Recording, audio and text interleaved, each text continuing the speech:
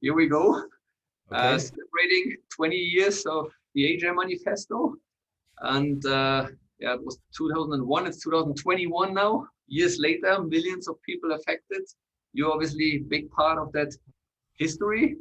So I don't think that you need any introduction into the Agile or Scrum community.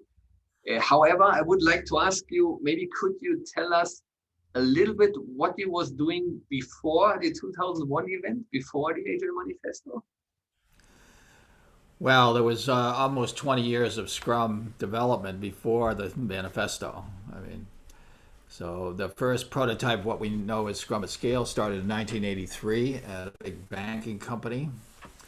Uh, then that was a prototype of what we know as Scrum today. And 10 years later, after trying it out in multiple companies, it was formalized at Easel Corporation in 1993. Um, and there was a tremendous amount of research put into developing Scrum, and a lot of money poured into prototyping, testing it. Uh, in 1995, I invited Ken Schwaber in to see the first Scrum team and said, "Hey, Ken, you know this really works. You should sell this instead of waterfall project methodology." So Ken spent 2 weeks with the team, and after the 2 weeks, he agreed, yes, this works really well. It's pretty much the way I'm running my company already. He said, if I used traditional project management to run my company, I'd be bankrupt. So I said, well, why don't you sell Scrum? We'd have a lot fewer bankrupt companies.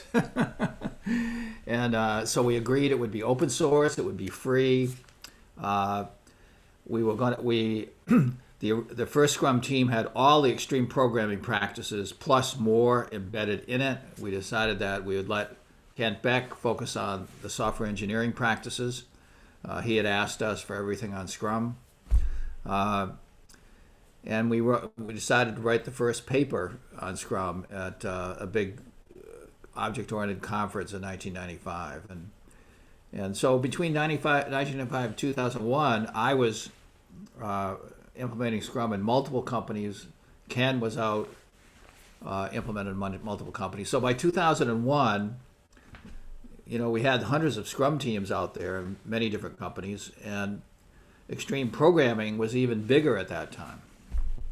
And those were the only two widely deployed practices. Um, the other things, other people at the Agile Manifesto meeting had been coaches, consultants, authors of books, very focused on what we called, coming into the Agile Manifesto meeting, what we called lightweight processes. But by the end of that meeting, we had the Agile Manifesto. Most people don't know the Agile Manifesto itself was written in a 15-minute coffee break. That's a good. By 8 of the people. And the other 9 people were out having a cigarette or on the ski slope doing something. And when they came back, they looked at it and they said, wow, that, I remember Ward Cunningham said, that's really awesome. And nobody changed a word. So it was written in 15 minutes during a coffee break. It's amazing. That's actually new information to me. Yes. How did you get invited to the event, or who invited you, or was you part of the organizing committee, or how did you end up at that event? Well, back in 1993, 94, 95 timeframe, uh, that was a time when, you know, the internet news groups were big. You know, we didn't have Facebook, we didn't have Twitter. We basically had the news groups, and in one of them, we were discussing was comp.object. It was an object technology news group. We were discussing process. I was talking about Scrum, and Kent Beck was in that news group. Bob Martin, who was the chairman of the Agile Manifesto meeting, was in that group, and many other key people that eventually led the Agile movement, were part of that group. So this is back in 1994, 95. Mike Beadle was there. He started Scrum. Even before I got together with Ken, he started Scrum based on news group discussions.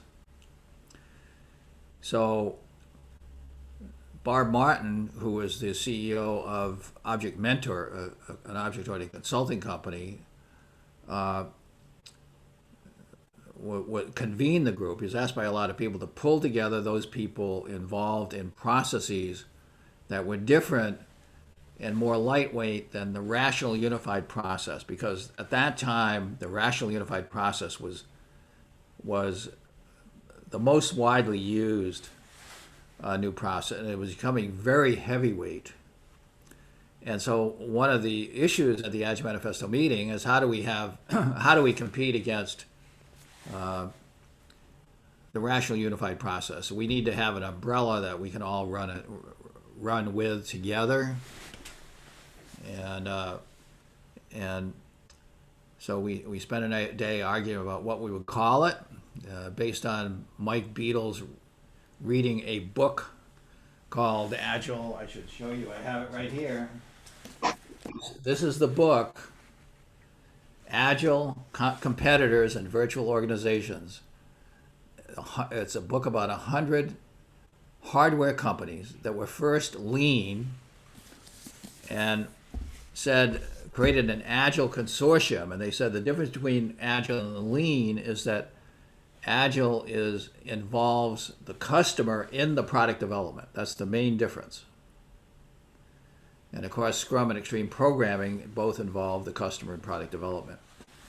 So Mike Beadle was promoting the word Agile for what we should call it. We had several other candidates, and the Agile word won.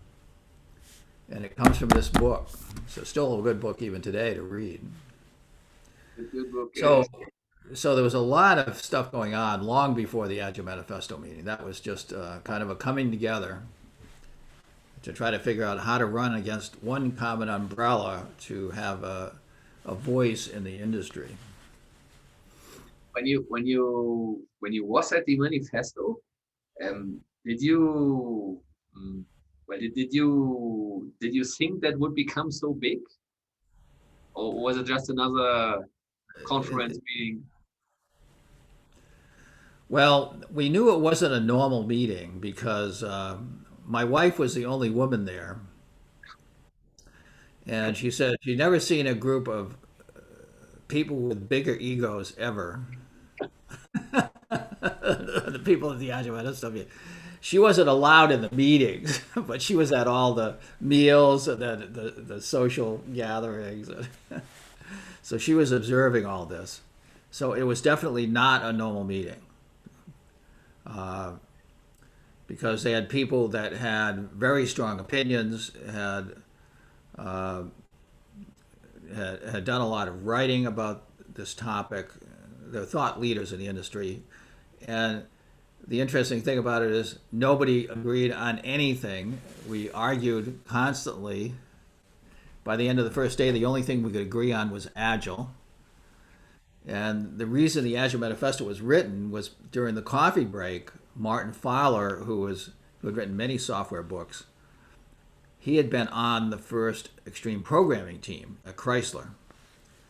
And during a coffee break, when everybody broke up, he went to the whiteboard, and a few of us stayed behind. And he said, I'm really concerned that we're not going to agree on anything. We're going to leave this meeting with nothing other than the word Agile.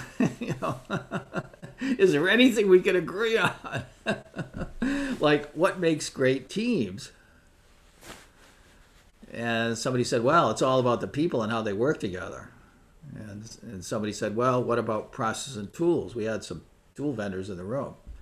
People said, well, process and tools usually slow you down. But then somebody said, well, we don't want to ban them because maybe there's something useful. So Martin wrote on the board then, what we value is the individuals and their interactions over the process and tools.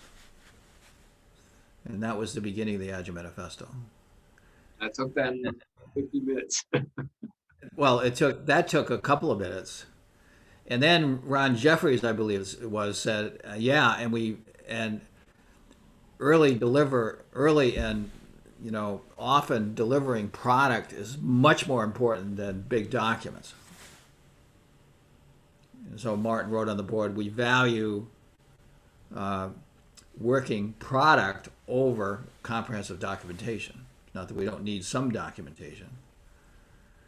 And then that led into a longer discussion. It took 5 minutes or so around how we involve the customer in the product, because that was the key to Agile in this book. Okay, that was the big difference that made things Agile. And then it came out, we value customer collaboration over product negotiation. And then one of the extreme programming styles, and we value responding to change over following a plan. That was the XP mantra, right? So it happened almost as fast as we're talking about it. And then the coffee break was over. Otherwise, we would have 5 values. Yeah. Actually, you mentioned there were several name candidates. Just out of curiosity, do you remember what was the second runner-up after Agile? I think adaptive. Jim Highsmith had written a book on adaptive management, and so I know that was one of the candidates. I think Jim Kern had some notes that had the flip chart with 4 or 5 terms on it. We'd have to go to his notes. I think it's on my blog someplace. But I think adaptive and agile were the two top ones, and I think people were reluctant to name it after Jim's book because he was, part of the group, but they were okay with the Agile book because it was somebody else out there, right? Actually, yeah, I think, well, now it's 20 years later, you certainly have impacted millions of people with the manifesto and with Scrum. What I would like to talk about a little bit more about Scrum in particular. But for now, what do you think? How important is the Agile Manifesto today? Well, I think it's still just as important. I mean, the biggest problem, if you look at the Standards Group data on millions of projects, you find that 50% of the 50% of Agile teams, and about 80% of those Agile teams are Scrum teams. 50% of them can't deliver. They're late, over budget, unhappy customers. They're Agile in name only. And so we've still got a long way to go. And if you look at the major principle in the Agile Manifesto, or value in the Agile Manifesto, is working product. We value working product delivered regularly in short intervals over comprehensive documentation. And there are 50% of Agile teams can't do that. And so that's the biggest problem we have in our industry, and that's one of the reasons that I've launched the Agile Education Program out of Scrum Inc. that involves many trainers all over the world to try to tune up the whole implementation so that everybody can deliver, everybody can have happy customers, everybody can have twice the value delivered at half the cost, and really, win in the marketplace. That's the goal. But to do it, you have to do Scrum well. Let's talk a little bit more about that. So I was just before you joined talking a little about how you can use Scrum to make the Agile Manifesto tangible. At the end, it's a couple of values, but how do you implement that? So what are your thoughts on that? How can you use Scrum to become more agile? Well, first of all, the first value in the Agile Manifesto is the individual interaction. So it's all about the team. It's all about the team, getting the team working well together, getting the team happy, get them excited about the work. All of this. That's the start, but it's not enough. And the second value of the Agile Manifesto is you have to deliver every sprint. Okay, and that's the thing that teams have trouble doing. And finally, the third value is the customer needs to be at the center of everything. Exciting the customer is the primary mission of any agile team. And it's so easy to get distracted by other things. And then fourth, responding to change quickly. So the way Scrum is implemented, you can change the backlog every sprint. You can completely change the backlog. So it gives you an environment. And also Scrum is based on John Boyd's OODA loop, which comes out of my Air Force fighter pilot training. And the whole concept of the observe, orient, decide, act loop is to, as you're engaging and you see the problems and the resistance, you're immediately observing, reorienting, deciding to come in at a different angle and acting differently in real time. So that's another big challenge for agile teams, not only delivering at least every sprint, but actually responding in real time. Okay, so today we have many companies that can deliver every minute, every hour of the day. Amazon has 3,300 Scrum teams. They deliver a new feature more than once a second. And that's data from a year or so ago. But they probably have more teams delivering faster today. So Agile has become essential to being able to compete. And with COVID, it's become essential to be able to even survive. We have thousands of teams in the United States. I don't know how it is in Colombia and the rest of South America, but thousands of companies are bankrupt in the United States because they could not respond to change. They could not deal with the fourth value in the Agile Manifesto. So Agile has become critical to survival right now. I think I hope I understand right, but it means like Scrum is actually a really good way to make the values of the Agile Manifesto tangible, like to implement them, to live them. Because like Exactly. you have to respond to change, and then the question about okay, how I'm going to do that. Right. So Scrum is Yeah, the Agile Manifesto is a set of ideas, just like object technology is a set of ideas, inheritance, message passing environments, polymorphism, all those things in software technologies are a set of ideas that are good ideas. But to implement them, you have to have C++, Java, you have to have a specific implementation to actually make them real. And Scrum is the dominant implementation. I think that's a good message for our audience here. So if you want to implement it, you need to start with something. And I think depending on the statistics you use, between 50 and over 90% of all agile teams are using Scrum. So this is the number one way to do that. Yeah. Also, Jeff, sorry. The challenge is, a lot of teams say, well, we're going to be agile, and then they make up their own thing. It's like, oh, we're not going to use C++. We're just going to make up our own computer language. That's actually doesn't work very well. People don't understand to get a computer language that actually works. It takes years of research, testing, prototyping. Then you have to get thousands of people using it to make sure it's going to work, at scale in the industry. And then you have to get millions of people trained in how to use it so that you actually have an industry that can actually support the dominant computer languages. It's the same thing in terms of agile practices. So if you make up your own, it's very easy to get it wrong. Nobody else knows how to do it. You have a big training problem within your organization because nobody's on the same page. People come in, oh, we learned this thing or that thing, and now what are you doing? This thing you're doing, it's like, I don't understand it. So I would encourage people to get a really good implementation of a standard process and then tune that up to make it work better in your organization.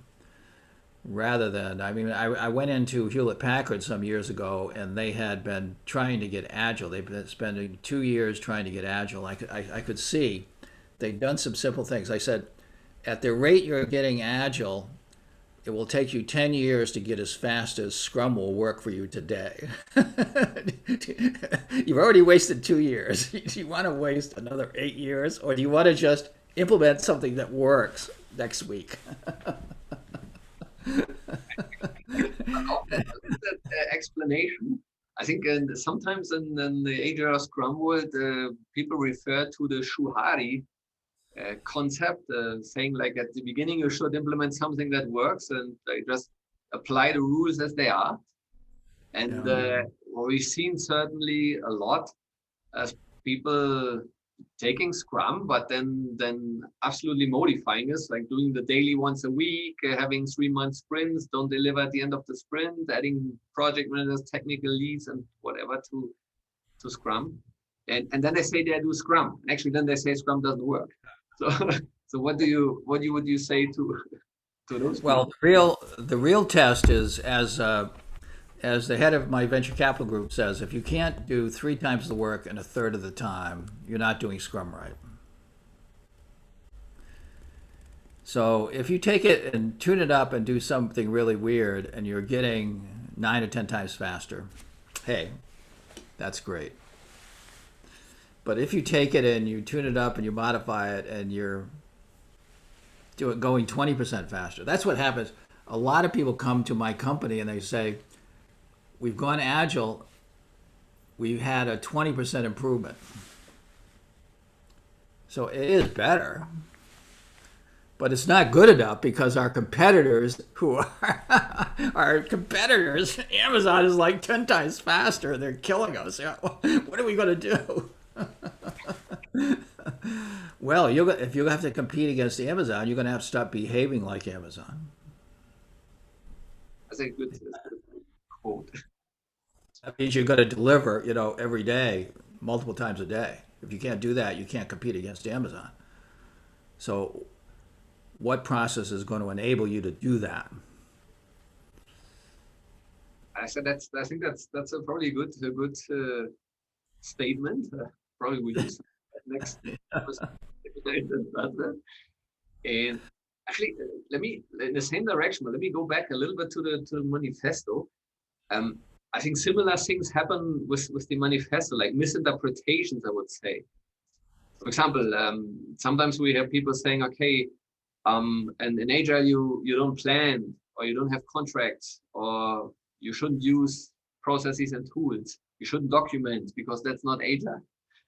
So what would you say to that? What do you think about that? Well, the value statement, let's take documentation. We value working product over comprehensive documentation.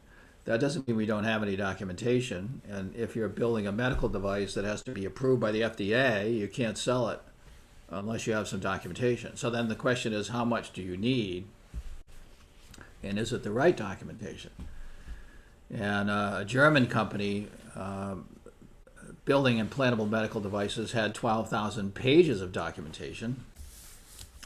And an Agile coach went in there, he brought it to the FDA, he said, is 12,000 pages enough? And they laughed at him. They said, here's the documentation we need. We need to be able to trace from design to implementation everything that happened with that product. And 12,000 pages, we're probably not going to read it, so you better do better than that. 6 months later, he came back with 800 pages and he got approved by FDA. So that's what you really need. About 95% less documentation, but that 5% is really important. It's got to be the right documentation. Thanks for clarifying that, because that's something we sometimes struggle with, I guess. Also, maybe, have you seen misinterpretations of the Scrum Guide? Absolutely. What we made, significant changes to the Scrum Guide, and some of them were really interesting. I was doing a Scrum trainers, and at the time, and Ken and I were brainstorming the Scrum Guide. And Ken had just sent me an email and said, I think that the self-organization and servant leaders are a big problem in the Scrum Guide. And in fact, he says, I think we need to take servant leader out of the Scrum Guide because I think that's the biggest problem. Because the term is abused. We have these Scrum Masters that, well, I'm just a servant, so I'll just take notes and get coffee, and I won't provide any leadership. So I had 8 trainers from all over the world, some of them from Latin America, some of them from Europe. And I said, Ken thinks that servant leadership is the most misinterpreted concept in the Scrum Guide. Do you agree? And they all said yes, 100% yes. In Europe and South America and Asia, it's the number one problem. Servant leadership is not working. So what we changed it to a leader who serves, because the important thing is leadership. I think I can confirm that we see the same, and I'm glad that you say that. Do you have any role models or examples of good Scrum Masters? If you put a famous name onto who's a good role model for a Scrum Master, or what would you compare a good Scrum Master to not get people confused, like to have someone, okay, this is a real leader, that would be what a Scrum Master should do in a team?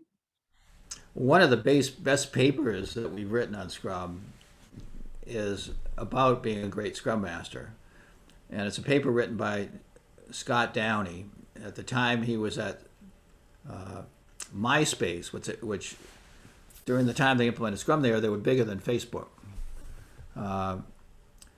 But MySpace was like this huge startup, a lot of chaos. So when Scott started implementing Scrum, he said, these guys, they know nothing about Agile. So he said, I'm going to start training them just like in martial arts. When you walk into the karate dojo, the karate master says, here's the movement. Do it. And if you don't, you get whacked, okay? So Scott said, we're going to set up the dojo. We're going to have a template that, here's the Scrum board, here's the way it works. And during the first 1 to 2 week sprints are going to be short, 1 week. During the first 1 or 2 sprints, they're going to exactly follow the rules, no deviation, just like you're training in martial arts. And then as they learn the basics, then we'll let them start making decisions and start introducing self-organization. With this strategy, he was able to get every team that he started up to go 5 times as fast. 100% of teams went 5% times as fast. So in that paper, he has the model of a great Scrum Master. And one of the things he says, there's few key things that a great Scrum Master must do. He said, as soon as I would start up a team, I would find their biggest problem, and I would make it go away in 3 days. That's servant leadership. And he says, only then will the team trust you and follow you. When you actually make their life better and eliminate all the blocks that are getting in their way, and you do it quickly and aggressively, then the team is going to really improve. So I would suggest read that paper. The paper is called Shock Therapy, because it's kind of a shock for Agile people to go into an Agile dojo. That's very helpful for audience. Great, thank you very much.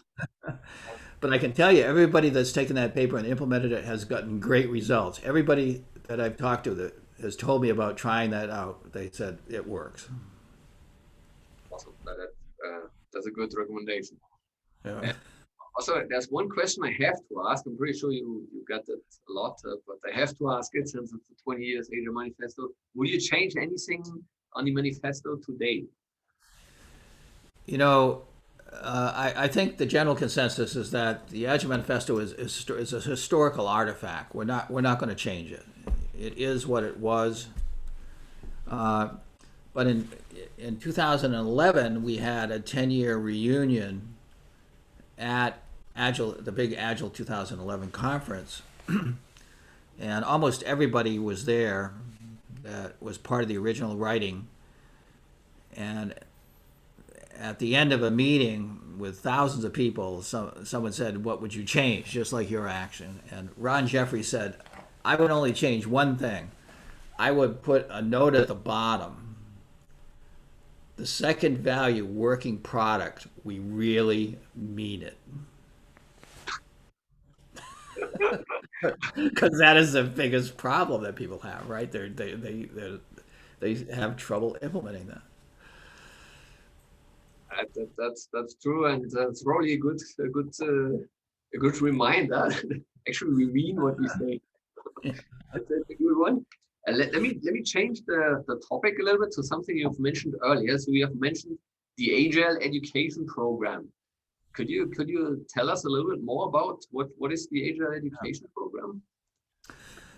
Well, my whole thoughts about training and agile education started to change back in 2016 because a senior VP and general manager at one of the biggest companies in Tokyo came to Boston. He wanted to meet with me in a hotel, have a beer, and he said, "Jeff, I spent 10 years as a senior executive at Google and other Silicon Valley companies, and now I'm back in Tokyo, and I'm responsible for cloud services at one of the biggest telecoms in Tokyo, and we're implementing agile practices.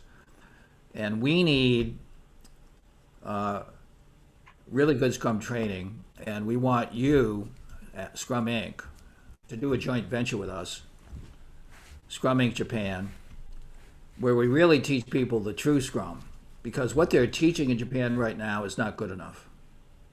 He said, we are 20% owned by Toyota. We are going to be the trainers of Toyota. And the training that they're giving right now is not the Scrum of the grandfathers, the Scrum of Takeuchi Tanaka, who wrote the first paper on Scrum.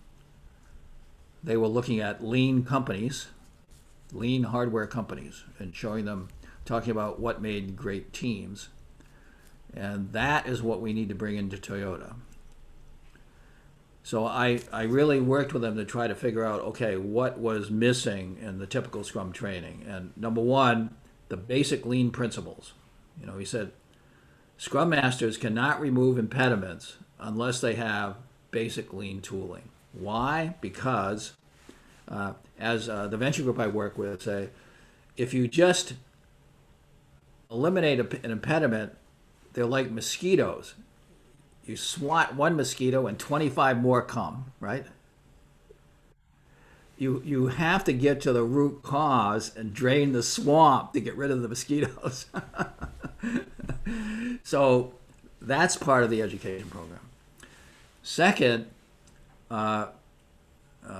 Fuji-san, the leader at KDDI, wants high-performing teams that are constantly improving. And we had spent many years, over 10 years, writing a book on Scrum patterns. And in there are patterns for hyper-productive teams.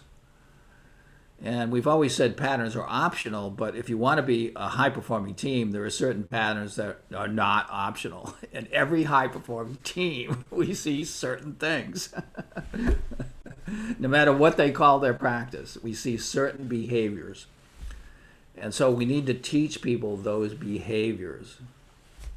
So, for example, one of the patterns is swarming. The team is collaborating together. There are multiple people working on a story. They're constantly helping one another out, constantly watching each other's back.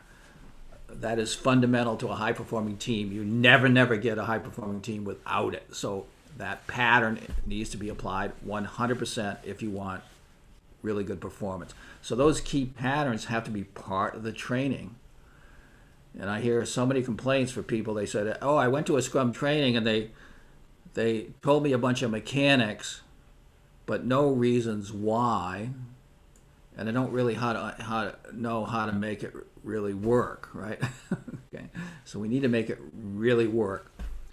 And then so there's basic Scrum, there's Lean, there's the patterns, and then the fourth component is scaling, because today almost nobody works with one Scrum team. There's always more than one Scrum team.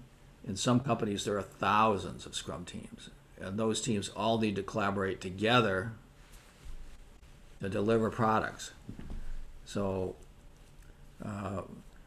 one of the things that happened some years ago, right now, Intel is having a lot of trouble because Apple is more agile than they are. And now the chips they've been putting in the iPhone are faster than the Intel chips on the desktop. And Apple is dumping Intel chips. That is causing a major reorganization at Intel. Okay. So even though Intel has thousands of Scrum teams, if you read the articles, the CEO of Intel, what he's saying in the press is, we're too siloed. Our departments are not working together. The company has not implemented the pattern swarming, and so therefore our rate of innovation is, almost 10 times slower than Apple. So and one of the things that the Intel leadership said, they've tried scaling patterns, and the scaling patterns actually made them slow down. And the agile leadership at Intel pressured me to write down how to add Scrum teams without slowing down. So I've done that. It's called Scrum at Scale. So that is a piece of training that KDDI needs to bring into Toyota, right? So that's the Agile Education Program. It's Scrum, it's Lean, it's high-performing patterns, and it's Scrum at Scale. And the combination produces awesome results.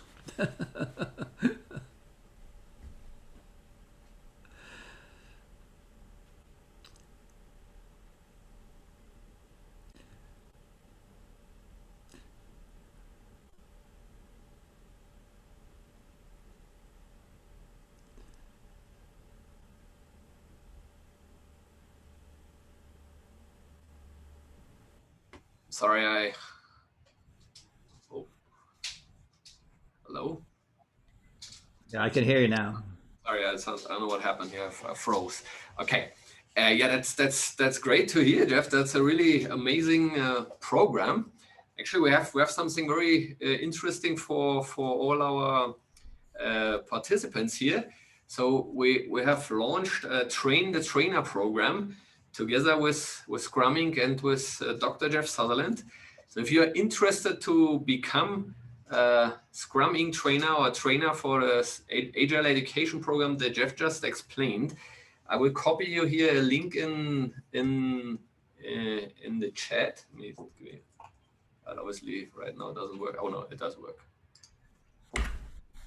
So in that link, there's a separate Zoom room where our team is ready and can answer any question you have regarding that program. Also, if you just want to participate in a regular training and you're Scrum Master in the Agile Education program or Product Owner in the Agile Education program, also you can enter in this room. There's a whole team of our Scrum trainers waiting for you and to talk to you. So it's an awesome opportunity. Thanks, Jeff, for introducing that. Okay, here's a question maybe to follow up on it. Which companies have implemented this agile method or this program apart from Toyota? Okay, so the three most valuable companies in the world are Amazon, Apple, and Microsoft. they are all almost totally Scrum. And if you have to compete with them, you better be doing Scrum and you better be doing it really well or you will lose, right? Now, once you go to the next level of companies, you'll find they're all agile. It's almost impossible to be a successful company. My favorite company is Tesla. We did some Scrum training there summer before last, and there's not a lot of Scrum at Tesla, but they are really agile. And they are delivering new hardware features to their cars. On the average, 13 new features every quarter. So 52 new hardware features in the production cars every year compared to Ford, General Motors, maybe one. So they are 52 times faster in rolling out new hardware. And every 2 weeks, my Tesla gets updated. So every 2 weeks on a Scrum cycle, the whole operating system of the car gets upgraded. So the car is kind of like an iPhone, right? And every time you get an upgrade, you not only have new features, but some of the features make the car run faster, corner quicker, brake more quickly. And so this is the kind of company that you need to be successful in the future. Your product is constantly getting updated on your sprint cycles. If it's hardware, the hardware is constantly improving as you're building new systems, and you're doing it faster than your competitors. The experts in the field say Tesla is 10 years ahead of the competition, and they're accelerating away from the competition. I think there are some great examples.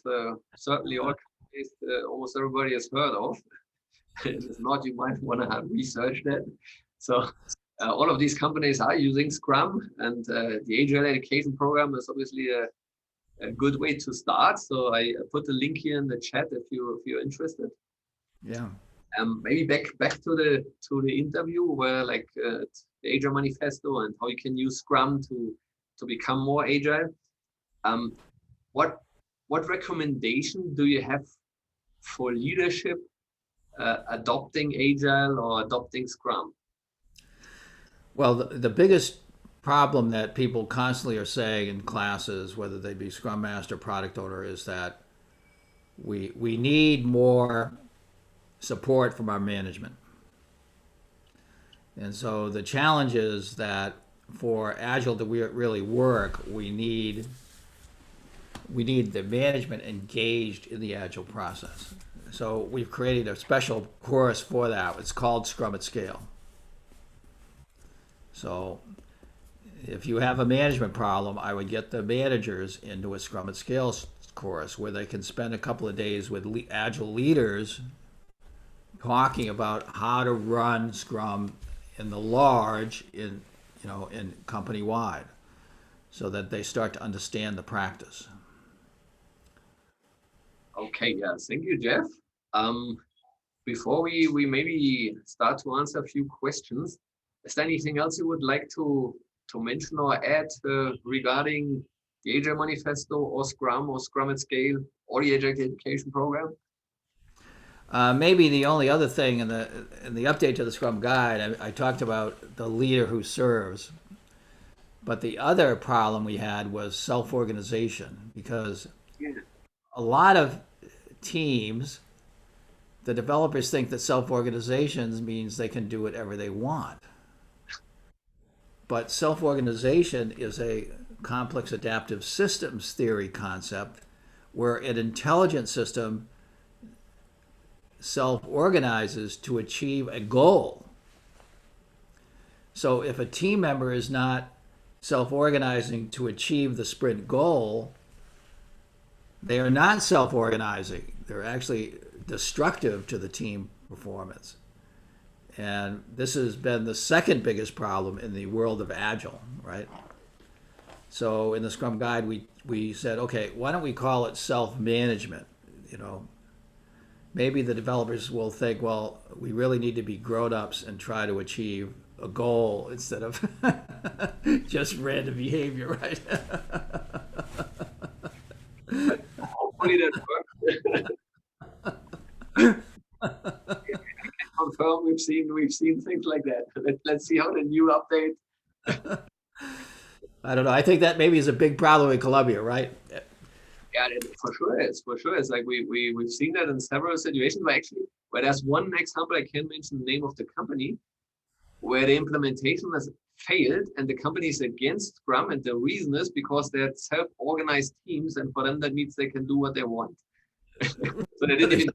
Someone has to fail. Yeah, yeah, it's a big problem.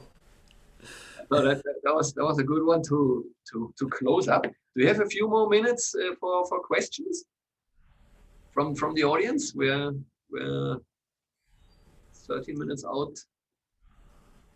Yeah, can we do a few questions? Or are you over time?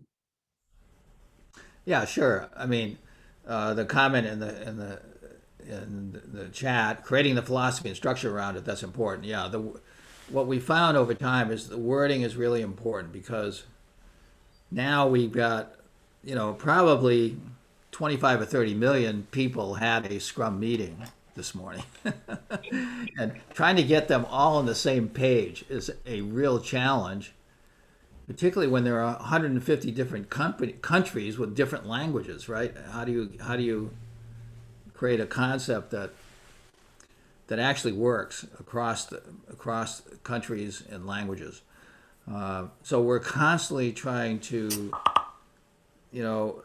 we can tune the Scrum Guide based on what we see where people are going off track. We try to alter the Scrum Guide to try to bring things back on track.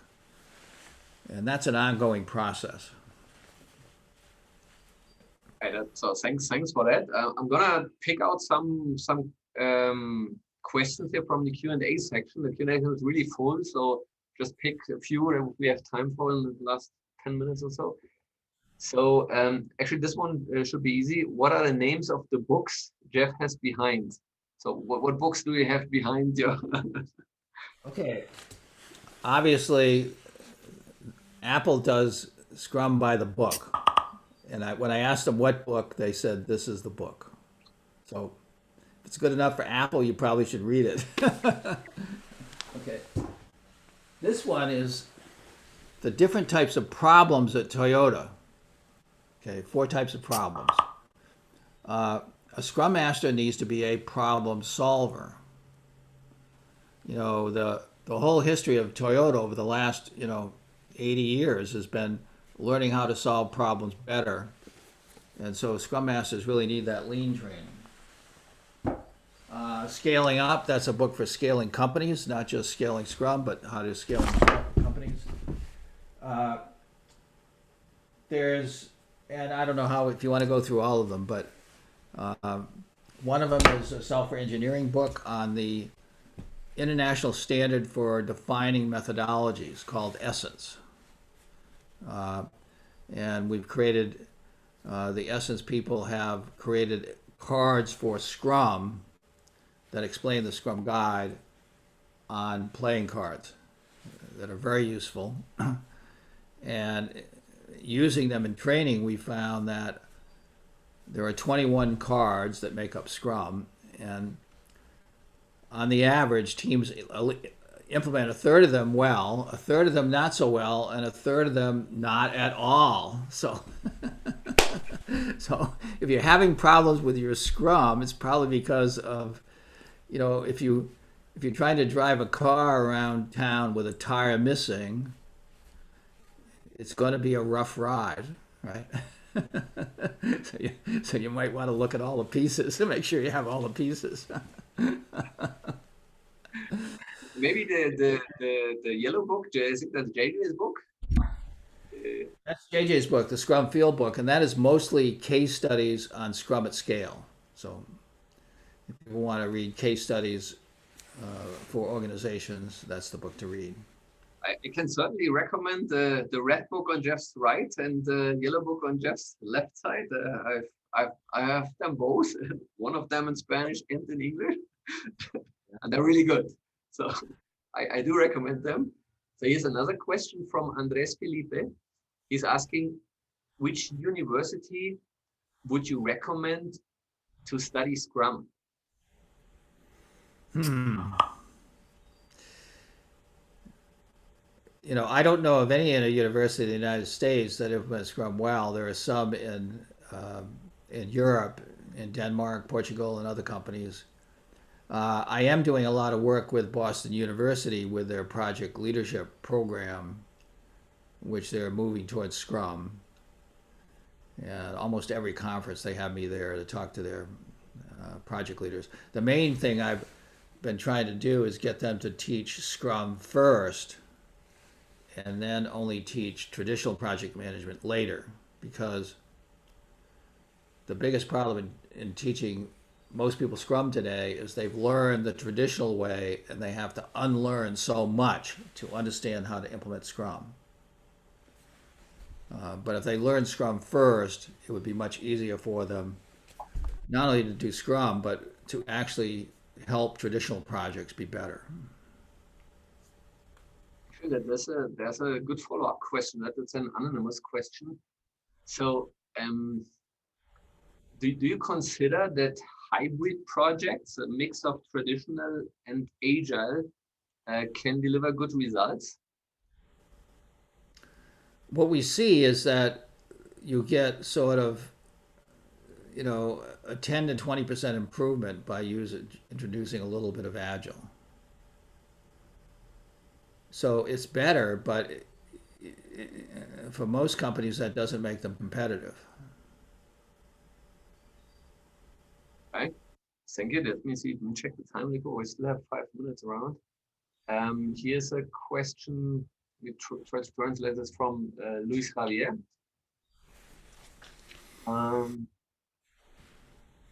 These like other variations of Agile or Scrum that uses different vocabulary like tribes and squads. How does that refer to the values and principles of the Agile Manifesto? Like, for example, the Spotify model. Right. So yeah, so tribes and squads come from the Spotify model, which was implemented by Henrik Nieberg during a time where I was in Sweden training with him on a regular cadence, and every time I was there, we'd go to visit Spotify. Now, when Henrik went into Spotify, they were doing Scrum, but they were doing it mechanically. It wasn't working well for them, so he changed all the names. So we said, okay, we're not going to have a team, we're going to have a squad. The Scrum Masters were servants, but not leaders. So we're not going to have, we're going to have an agile coach that actually helps the team go faster. And so he changed all the names. Now recently Henrik wanted to become a Scrum at Scale trainer, and I said, I need a case study. And he said, well, the Spotify model is a Scrum at Scale case study. So I said, okay, but you need to explain that to people, how that works. And so if you go to the Scrum at Scale website and look up the Spotify case study, you'll see Henrik has a short video describing how Spotify is an implementation of Scrum at Scale. So it's the same thing with different names. Thank you. And maybe one last question. So I take here just one random question, Jessica. So how can we translate it? So how can we convince management to invest in agile or agile training? The way, first of all, management always has problems. So you need to find out, okay, what are their biggest problems? And Scrum will solve most of them. So once you get a list of their biggest problems, then you sit down with them, you say, we think we have, so for example, I met with the CIO of National Public Radio, the biggest radio network in the United States. I said, I bet when you have a project we were talking mainly about IT projects because he was CIO. I bet you have a project. I bet, if it's a $5 million project, I bet it costs you $7 million before it's done.